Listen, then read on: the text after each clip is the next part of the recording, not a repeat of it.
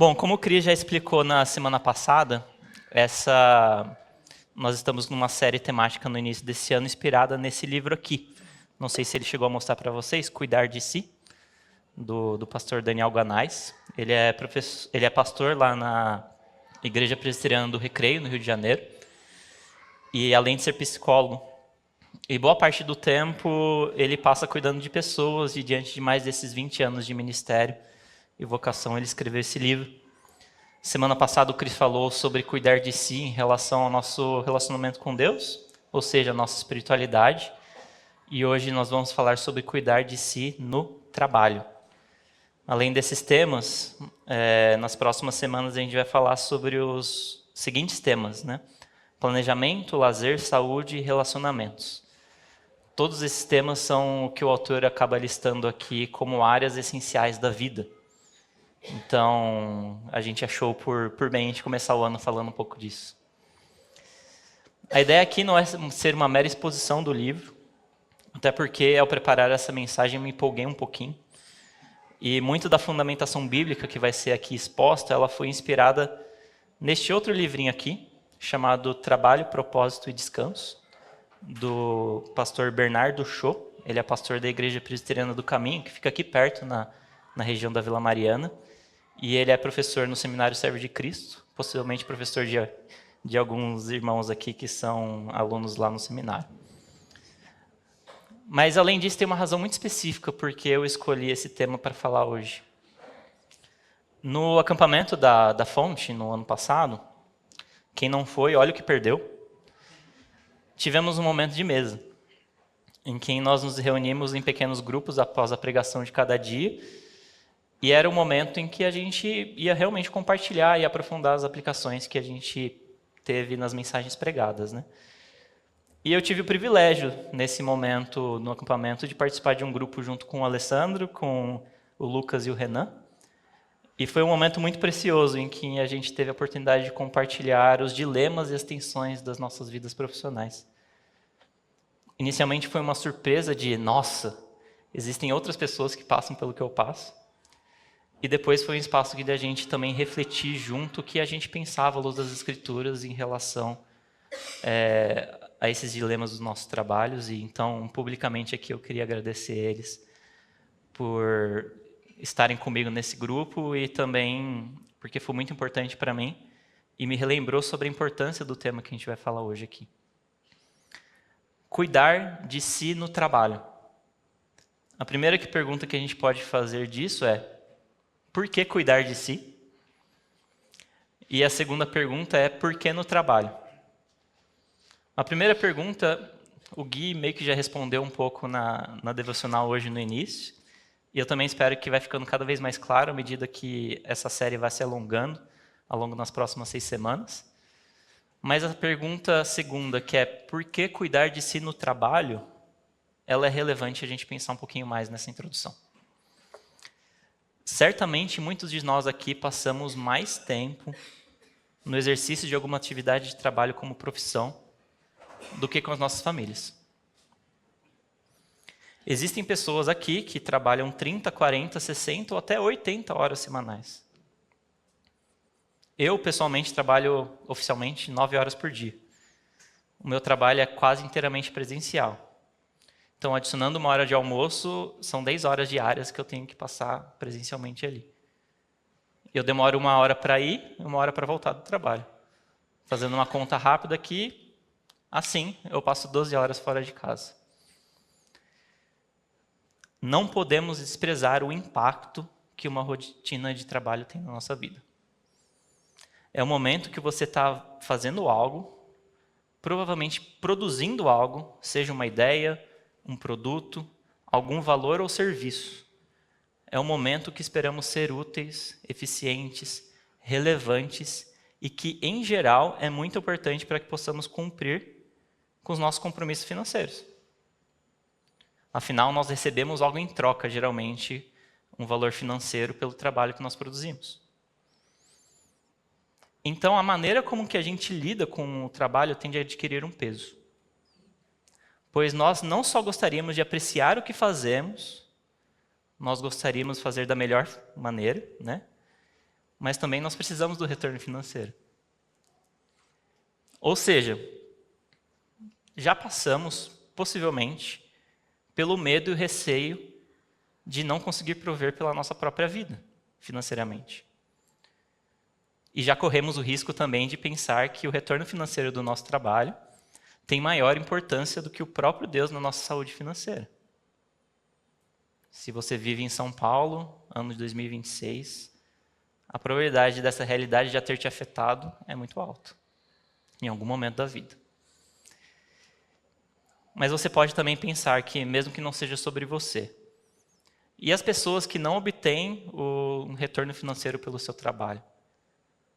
Pode ser alguém que decidiu focar o seu trabalho no cuidado de algum familiar, ou no cuidado doméstico, ou alguém que está no processo de entrar no mercado de trabalho e aí ela trabalha por meio do estudo, ou por meio de alguma pesquisa científica, ou coisas similares.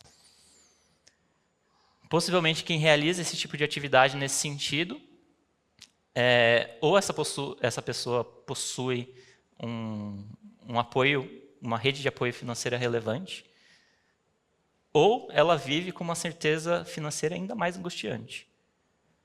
Essas pessoas, eu penso que também correm um risco relevante e ainda maior de não cuidarem de si no trabalho, porque elas têm um risco de não perceberem que o que realizam é trabalho.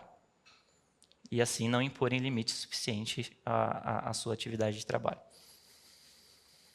Meus irmãos, a mensagem de hoje é para cada um de nós. Diante disso, nós vamos ler alguns trechos hoje de Gênesis, dos capítulos de 1 a 3, buscando entender um pouco a mensagem sobre o trabalho e o que o relato da criação nos passa. Então, vamos abrir lá primeiramente em Gênesis capítulo 1. A minha leitura não vai ser do texto corrido, pensando aqui no nosso tempo, mas eu convido para que cada um de vocês possam investir tempo na meditação integral dos textos que serão mencionados aqui. Então, vocês podem deixar a Bíblia aberta. Primeiro, a gente vai ler Gênesis capítulo 1, versículo de 1 a 3, e eu vou ler na NVT, tá? Nova versão transformadora. Diz lá, Gênesis 1, versículo 1. No princípio, Deus criou os céus e a terra. A terra era sem forma e vazia, a escuridão cobria as águas profundas, e o Espírito de Deus se movia sobre a superfície das águas. Então Deus disse: haja luz, e houve luz. Agora a gente vai para os versículos 27 e 28.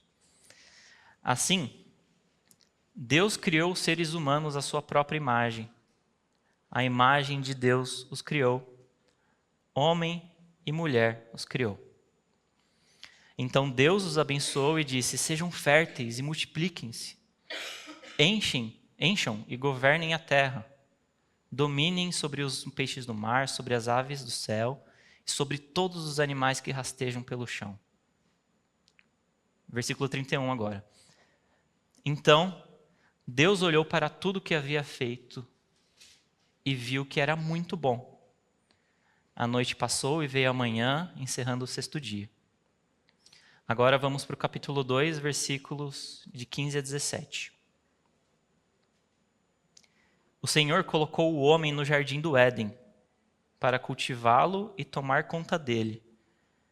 Mas o Senhor Deus lhe ordenou: coma à vontade dos frutos de todas as árvores do jardim, exceto da árvore do conhecimento do bem e do mal. Se você comer desse fruto, com certeza morrerá. Versículos 19 e 20. O Senhor Deus formou da terra todos os animais selvagens e todas as aves do céu. Trouxe-os ao homem para ver como os chamaria, e o homem escolheu um nome para cada um deles. Deu nome a todos os animais domésticos, a todas as aves do céu e a todos os animais selvagens. Até aqui. Vamos orar. Deus, obrigado por esse dia. Eu te agradeço por tua palavra aqui que foi lida. Eu te louvo porque o Senhor nos ensina a cultivar um autocuidado e de que a gente precisa disso, Senhor. Ajuda-nos a estarmos atentos à tua palavra agora pela manhã. Por favor, Senhor, tira de nós, ó Pai, qualquer coisa que possa tirar o nosso foco de Ti, Senhor. E venha sobre nós nessa manhã e fala com a gente, Senhor. Em nome de Jesus, amém. Meus irmãos, nesse breve relato da criação que a gente acabou de ler, nós temos algumas verdades que são muito importantes e que a gente não pode esquecer. Primeiro, o mundo que a gente vive não é fruto do acaso. O mundo em que nós vivemos e nós exercemos o nosso trabalho hoje não é fruto do acaso.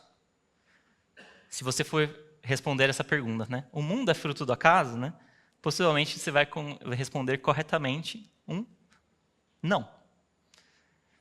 Porém, a gente sabe que essa crença ela não é unanimidade no nosso tempo e no nosso mundo. Muitas pessoas ao nosso redor, pessoas com quem nós convivemos no dia a dia, elas responderiam de forma diferente. E seria até ingênuo a gente não refletir como essa percepção de que o mundo é fruto do acaso. Ou seja, não há um Deus criador e que zele pela humanidade, nos afeta.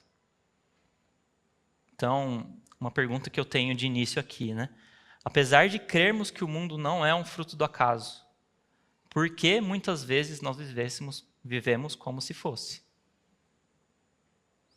E como isso impacta o nosso trabalho? O relato da criação de Gênesis aqui é claro, e nós cremos nisso, ao dizer que o mundo que nós vivemos hoje não é fruto do acaso. O texto bíblico ele vai além. O mundo que nós vivemos ele foi criado não por um ser alheio à criação, mas ele foi criado por Deus, e que fez o mundo na intenção de habitar aqui e ter uma comunhão íntima com as suas criaturas. O mundo em que nós vivemos, e aqui eu uso até diretamente as palavras que o professor Bernardo usa no livro, é um espaço sagrado de habitação do Criador. O mundo que nós vivemos é um espaço sagrado de habitação do Criador. E é nesse contexto que nós exercemos o nosso trabalho. O mundo que nós vivemos foi criado, Deus está aqui. O mundo que nós vivemos foi criado, Deus está aqui. Não só aqui, nesse ambiente, mas quando você está no exercer da sua atividade profissional, onde quer que você esteja. Eu poderia encerrar a mensagem de hoje aqui e a gente ficar só com essa verdade. Como a realidade da presença de Deus impacta o nosso trabalho. Como a realidade da presença de Deus impacta o nosso trabalho. Porque muitas vezes vivemos e trabalhamos sem ter essa consciência.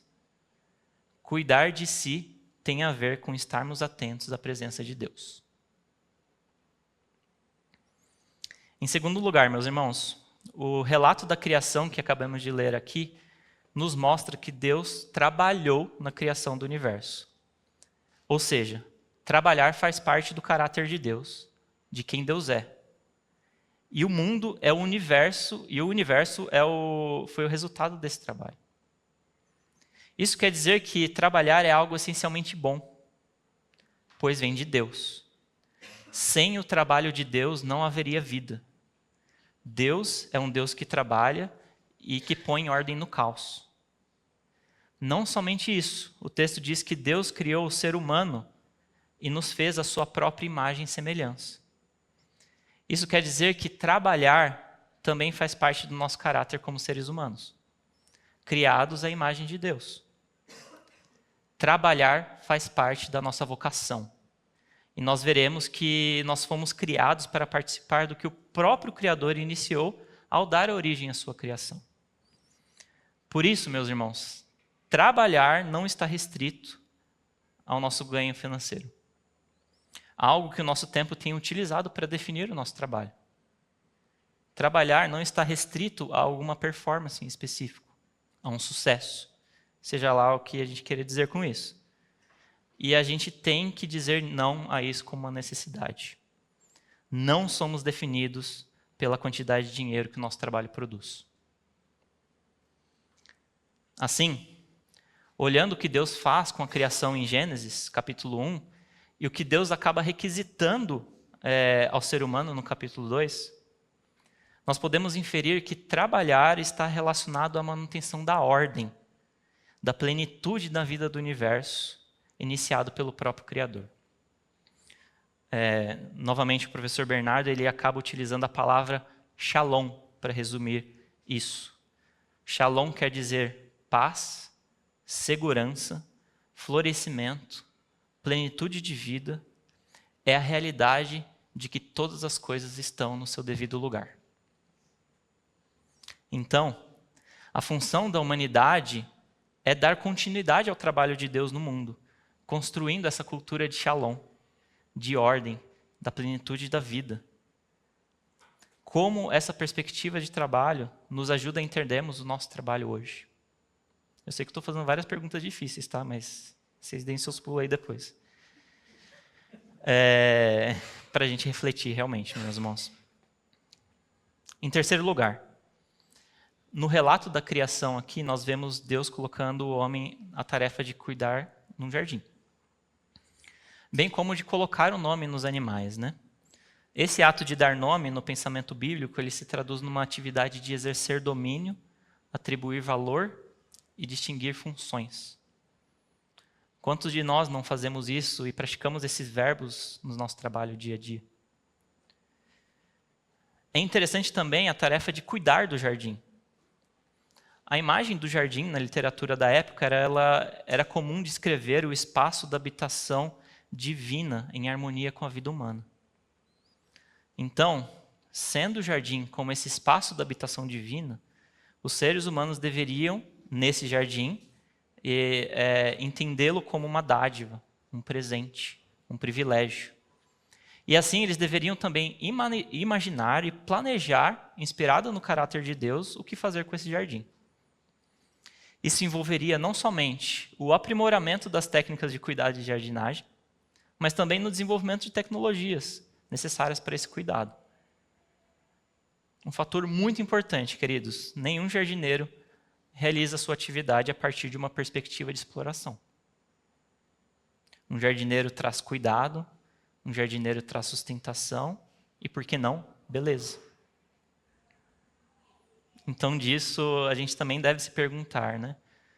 Como essa perspectiva de cuidado do trabalho como um cuidado no jardim impacta o entendimento do nosso trabalho hoje. Em resumo do que nós refletimos até agora, trabalhar é algo bom. O mundo onde trabalhamos foi criado por Deus para ser habitação dele. Fomos criados para trazer shalom e cuidado nesse mundo, continuando, ou melhor, fazendo parte do que Deus iniciou nessa criação. Assim, o nosso trabalho ele deve ganhar um valor sacerdotal. O que fazemos como trabalho não é menos importante do que um trabalho eclesiástico ou um trabalho como uma missão urbana ou transcultural. As nossas práticas profissionais ela têm o seu espaço de atuação no reino de Deus e Deus quer nos usar por meio delas. Não é somente no projeto Nosso Ninho que a Igreja Batista Fonte de Sicar ela vai ser relevante no mundo. Nós cremos e nós sonhamos para que esse projeto seja usado por Deus e tenha o seu impacto no mundo que nós vivemos. Mas, meus irmãos, desde que a Igreja Batista Fonte de Sicar foi criada, a nossa igreja tem pessoas que elas estão por aí, no exercimento das suas funções profissionais, fazendo parte do que Deus está fazendo no mundo. E nós precisamos ter consciência disso. E nós precisamos compartilhar isso, porque eu tenho certeza que nós temos inúmeros testemunhos que atestam isso. Como Deus tem direcionado e guiado o seu trabalho no reino por meio do seu trabalho. Meus irmãos, essa é uma verdade que Deus colocou, eu vejo Deus colocando essa verdade claramente na minha vida, muitos anos atrás, até antes de eu entrar no mercado de trabalho, mas que volta e meia eu me esqueço dela. E ao refletir sobre isso essa semana e também desde das reflexões que eu tenho tido desde o acampamento, eu sou muito grato a Deus, porque Ele nos lembra e Ele nos acolhe na nossa memória e na nossa fé fraca.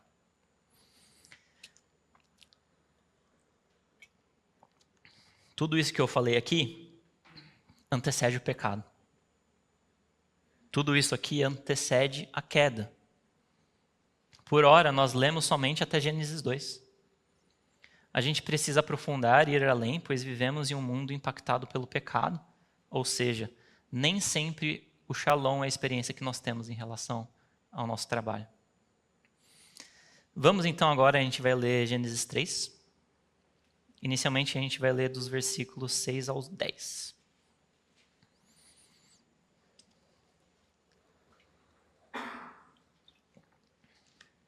O versículo 6 diz assim: A mulher viu que a árvore era linda e que seu fruto parecia delicioso, e desejou a sabedoria que ele lhe daria. Assim tomou do fruto e o comeu, depois deu ao seu marido, que estava com ela, e ele também comeu. Naquele momento seus olhos se abriram, eles perceberam que estavam nus, por isso costuraram folhas de figueira umas às outras para se cobrirem. Quando soprava a brisa do entardecer, o homem e a sua mulher ouviram o Senhor Deus caminhando pelo jardim e se esconderam dele entre as árvores. Então o Senhor Deus chamou o homem e perguntou: Onde você está? Ele respondeu: Ouvi que estavas andando pelo jardim e me escondi. Tive medo, pois eu estava nu. Agora, versículos 17 e 19. E ao homem ele disse: Uma vez que você deu ouvidos à sua mulher e comeu da árvore cujo fruto ordenei que não comesse, maldita é a terra por sua causa. Por toda a vida terá muito trabalho para tirar da terra seu sustento. Ela produzirá espinhos e ervas daninhas, mas você comerá de seus frutos e grãos. Com o suor do rosto você obterá alimento, até que volte à terra da qual foi formado, pois você foi feito pó e ao pó voltará. Nesse trecho que a gente leu, a gente tem o relato da queda. Como o pecado existe e como isso se deu em nossas vidas. É o momento em que a humanidade decide seguir o seu próprio caminho, a parte de Deus, buscando uma autonomia do Criador.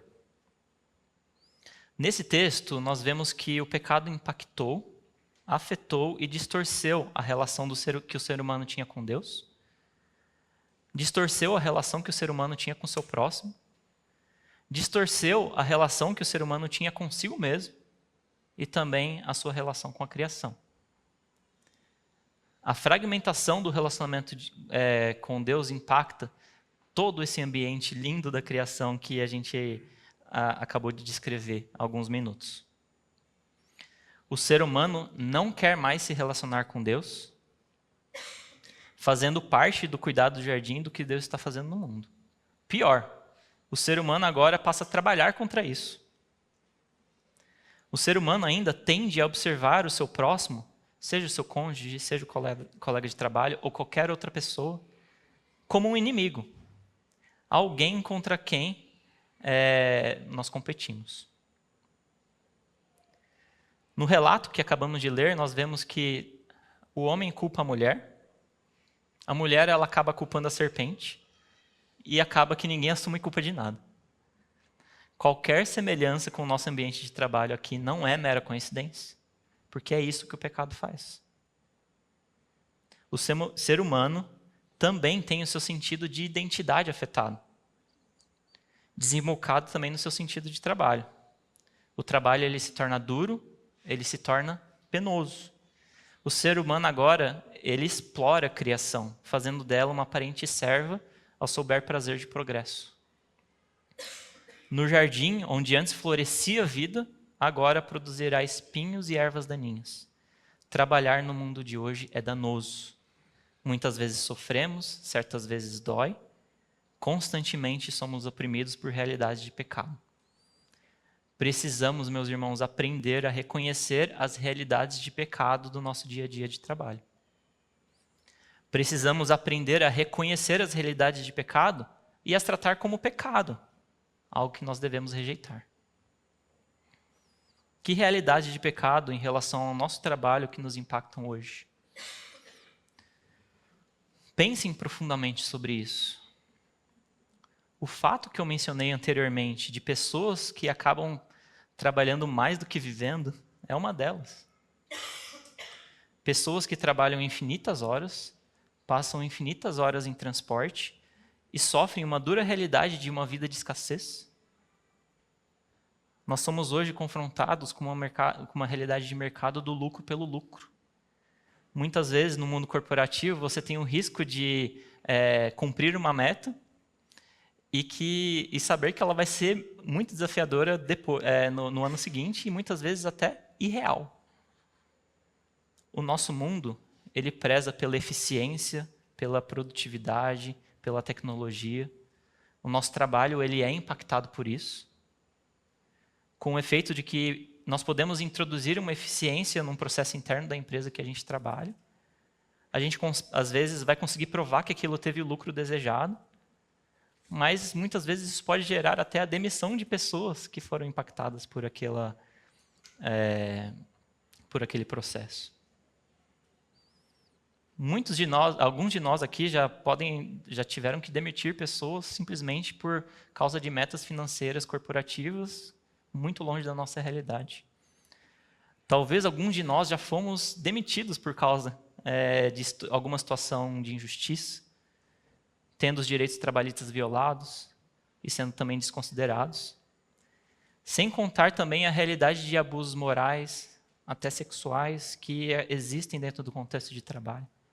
Palavras agressivas, uma liderança que seja autoritária, favores insinuados, uma corrupção passiva.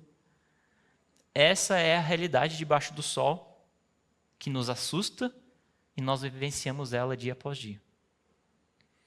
Meus irmãos, Gênesis 3 nos lembra que trabalhar é duro. Não porque o trabalho em si é ruim, mas porque somos nós, todas as pessoas ao nosso redor e, por tabela, o ambiente onde a gente trabalha, que estamos afetados até o âmago pelo pecado. Diante disso, como podemos entender essa realidade de trabalho à luz das Escrituras aqui, após Gênesis 3? É possível ter alguma esperança? Qual deve ser a nossa real expectativa em relação ao nosso trabalho? Meus irmãos, a Bíblia aqui ela conta que Deus não é somente o criador da vocação humana, como Ele também é o salvador dessa mesma vocação. A gente tem no relato bíblico, e aí aqui eu não vou ter tempo de ler, porque a gente teria que ler quase a Bíblia toda. Deus entrou na história e Ele tomou a partida de trazer a humanidade e toda a criação de volta para si. Assim, Deus chamou uma pessoa, e a gente vê logo no relato de Gênesis, por meio de Abraão, prometendo formar dele um povo que seria a bênção no mundo todo. Deus investiu tempo de relacionamento com esse povo, indicando a esse povo como é viver como um povo de Deus em meio ao mundo afetado pelo pecado. Deus manteve um povo, pessoas fiéis, suas promessas ao longo da história, nos deixando um relato preciso disso nas Escrituras, tudo isso com o propósito de restaurar e reconciliar consigo todas as coisas.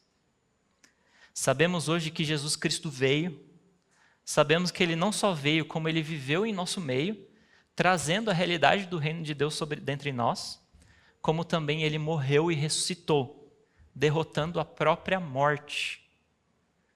Meus irmãos, no nosso trabalho nós vivemos a dura realidade do pecado. As ervas daninhas muitas vezes nos cobrem. Isso pode nos levar, em última instância, à morte. Mas Jesus derrotou a própria morte. E essa realidade de pecado não tem poder sobre nós. Em Cristo nós temos a possibilidade de termos uma nova vida, uma vida em abundância, a vida de Cristo em nós. E com o auxílio do Espírito Santo, essa vida de Cristo ela vai sendo dia após dia implementada em nós num processo de santificação e discipulado que a gente vive. Queridos, em Cristo e somente nele nós podemos vivenciar e recuperar o sentido de trazer o shalom de Deus ao nosso trabalho. A gente precisa crer nisso. A realidade do que Deus está fazendo nesse mundo precisa nos moldar em quem nós somos e em tudo que nós fazemos. Prestem bastante atenção aqui. Quem nós somos e tudo que nós fazemos tem impacto sobre a nossa vida, na vida das pessoas com quem nós convivemos, e tem impacto no mundo em geral e, em última instância, na eternidade. Se a gente perder essa perspectiva, em geral, a gente tende a levar uma vida de indiferença em relação ao que a gente faz no nosso trabalho, colocando essa função, o nosso trabalho, como simplesmente uma função utilitária de estarmos ali. Isso não é saudável. Isso não é cuidarmos de nós mesmos em relação ao nosso trabalho. Que implicações tudo isso tem para nós, queridos? Primeiro, a gente precisa avaliar como está o nosso relacionamento com Deus. Ele é o criador e doador de toda a shalom das nossas vidas e do que o mundo precisa. Se queremos cuidar, se queremos trazer ordem, paz, segurança, plenitude de vida onde nós estamos, não podemos fazer isso à parte do nosso Criador. Não conseguimos fazer isso por nós mesmos. Então, outra pergunta que eu trago para vocês aqui é: como está o nosso relacionamento com Deus? Até voltando no que foi falado semana passada. Segundo, a gente precisa avaliar como o nosso caráter tem sido transformado por Deus no nosso dia a dia. E como esse caráter reflete o caráter do próprio Deus. Qual tem sido a nossa motivação em nosso trabalho? O nosso sucesso ou refletir em quem Deus é? O que as pessoas no nosso trabalho falam sobre nós? Que oportunidades de testemunho para refletir o reino de Deus nós temos tido? É muito automático, meus irmãos, a gente ter essa tendência de ter uma motivação do nosso trabalho por motivos que não sejam esse de refletir o caráter de Deus. E a gente precisa constantemente voltar nessa verdade, voltar nesse chamado que Deus tem para nós. Terceiro, nós precisamos também avaliar qual tem sido a qualidade do nosso trabalho. Nós fazemos e damos o nosso melhor no nosso trabalho? O nosso trabalho, ele reflete a realidade do mundo vindouro de Deus, que a gente tanto anseia? Queridos, nós somos chamados a fazer o nosso melhor, porque Deus nos criou, e Deus disse que tudo isso que Ele criou foi muito bom. A gente precisa deixar de lado qualquer coisa que diminua a qualidade do nosso trabalho. Pois como fazemos o nosso trabalho também é uma maneira e uma forma de expressarmos o reino de Deus hoje.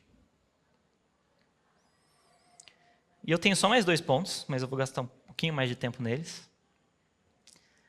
Em quarto lugar, a gente precisa pedir por sabedoria ao lidar com os nossos trabalhos no mundo de hoje.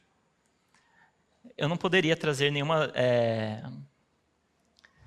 por exemplo, você faz isso em tal situação, porque, em geral, a situação da vida que nós vivemos é tão complexa, com tantas variáveis, que não existe outra resposta a não ser de que nós precisamos pedir por sabedoria ao lidar com os nossos trabalhos no mundo de hoje.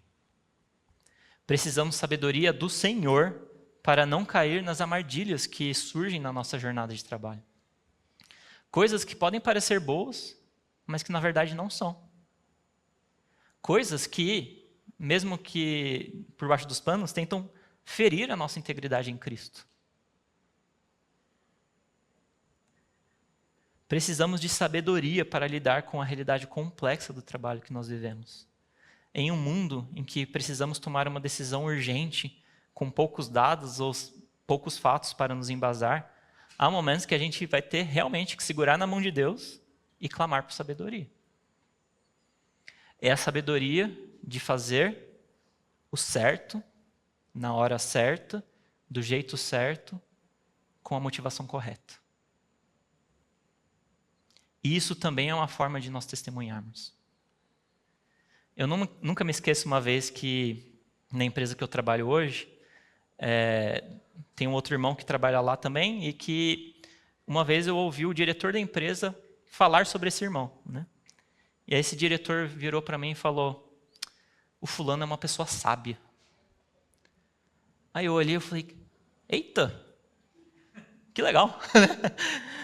Eu olhei aquele relato na época e eu pensei: olha aí, tem algo do reino de Deus e da ação do Espírito Santo no testemunho desse meu irmão aqui no trabalho. Queridos, antes de qualquer formação técnica, antes de qualquer curso de especialização, antes de qualquer mentoria, e essas coisas, você está pensando no seu plano de carreira, no seu desenvolvimento profissional, é importante, tá? Nós precisamos de sabedoria. Nós precisamos estar ancorados na palavra, no Deus da palavra, que nos dá sabedoria livremente e de forma abundante. Quinto, e esse é o meu último ponto, nós precisamos saber o valor do descanso. Pode parecer estranho, mas trabalho e descanso são duas coisas intimamente conectadas. O nosso trabalho ele é impactado pelo tipo e pela qualidade do nosso descanso. Muitos podem assumir que descanso é opcional.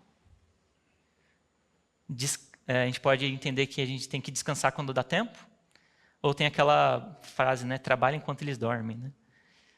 São frases e motivações aparentes que ouvimos de vez em quando, mas a gente precisa entender, queridos, que o descanso ele é uma necessidade. Pense um pouco sobre como você tem descansado. Ou pense o que é descanso para você. É a quantidade de horas que você dorme? É uma atividade de lazer que você faz?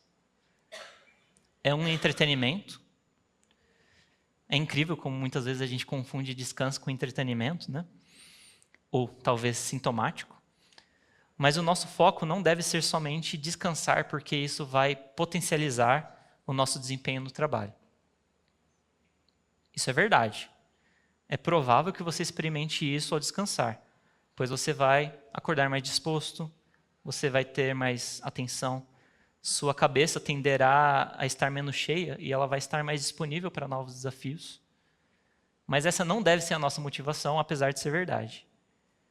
Como cristãos, nós devemos descansar, porque o descanso é um mandamento. Lá no livro de Êxodo, capítulo 20, versículos de 8 a 11, diz assim: lembre-se de guardar o sábado, fazendo dele um dia santo. Você tem 6 dias na semana para fazer os trabalhos habituais, mas o sétimo é o sábado do Senhor seu Deus. Nesse dia ninguém em sua casa fará trabalho algum, nem você, nem seus filhos e filhas, nem seus servos e servas, nem seus animais, nem os estrangeiros que vivem entre vocês. O Senhor fez os céus e a terra, o mar e tudo que neles há em 6 dias. No 7º dia, porém, ele descansou. Por isso, o Senhor abençoou o sábado e fez dele um dia santo. É muito interessante a razão que o texto bíblico traz aqui para o mandamento do descanso. É porque Deus criou o mundo em 6 dias e no 7º ele descansou. Isso remete diretamente ao início do capítulo 2 de Gênesis, que um dos versos que eu pulei, mas que a gente agora vai ler, lá no versículos de 1 a 4. Diz assim: desse modo, completou-se a criação dos céus e da terra e de tudo que neles há. No 7º dia, Deus havia terminado a sua obra da criação e descansou de todo o seu trabalho. Deus abençoou o 7º dia e o declarou santo, pois foi o dia em que ele descansou de toda a sua obra da criação. Esse é o relato da criação dos céus e da terra. Queridos, a realidade do descanso expressa aqui no texto bíblico não é um simples adereço na fórmula de produtividade e performance para a vida humana. A realidade de descanso aqui no texto bíblico é uma realidade de um Deus que descansa e nos chama para esse mesmo descanso a partir da realidade do seu reinado e da sua soberania nesse mundo, desse Deus nesse mundo, criado e habitado por Ele. Então, a realidade de descanso do texto bíblico é uma realidade de um Deus que descansa e nos chama para esse mesmo descanso a partir da realidade do reinado e da sabedoria desse Deus no mundo criado e habitado por Ele. É o descansar que aponta não somente para um alívio ou um escape da realidade dura que nós vivemos, que é o que o entretenimento muitas vezes tenta nos vender. É o descansar que aponta para a realidade da presença e do cuidado de Deus. É o descanso que faz transbordar em nós a paz que excede todo entendimento. É o descanso não somente do corpo físico, o descanso das nossas mentes, mas o descanso das nossas almas. Descansar, meus irmãos, precisa ser intencional. Descansar envolve ações práticas, como o horário que você vai dormir, como o horário que você vai parar de trabalhar, mas também descansar é um exercício espiritual, de nós depositarmos os nossos fardos diante de Deus, de refletirmos na sua palavra, de nos sintonizarmos na realidade da presença de Deus e de vivenciarmos a paz, a graça e o amor que só Deus pode nos dar. Queridos, nós precisamos descansar como um exercício de esperança, sabendo que apesar de aparentemente estar sendo menos produtivos, porque estamos descansando, aparentemente, né? Confiamos que Deus cuida de nós, que Deus trabalha em nós e que Deus trabalha por nós. O Salmo 127, versículos 1 e 12 diz o seguinte: se o Senhor não constrói a casa, o trabalho dos construtores é vão. Se o Senhor não protege a cidade, de nada adianta guardá-la com sentinelas. É inútil trabalhar tanto, desde a madrugada até tarde da noite, e se preocupar em conseguir o alimento, pois Deus cuida dos seus amados enquanto dormem. Que Deus nos abençoe, queridos, no desafio de trazermos o seu shalom por meio do nosso trabalho e que a gente possa descansar sempre nele, hoje e sempre. Ok? Vamos orar?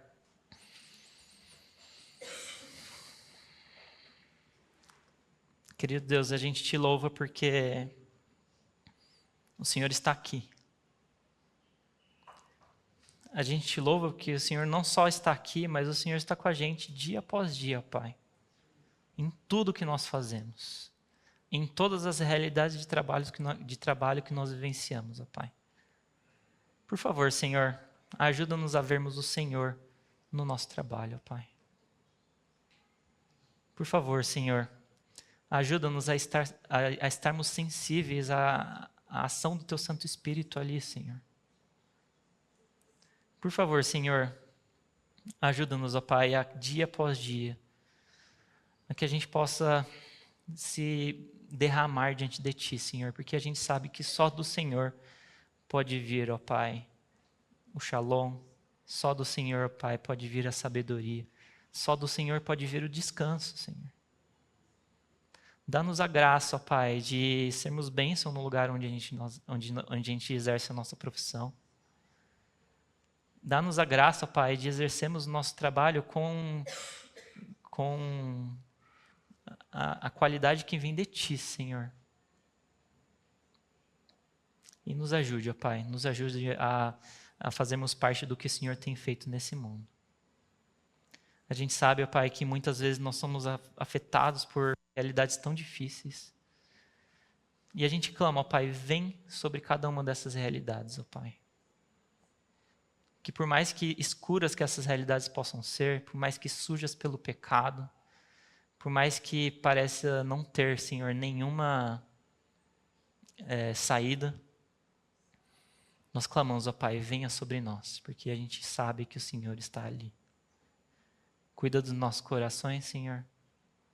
Cuida não somente dos nossos corações, mas cuida do nosso descanso. Que a gente possa descansar, ó Pai, no Teu amor, na Tua graça, ó Pai.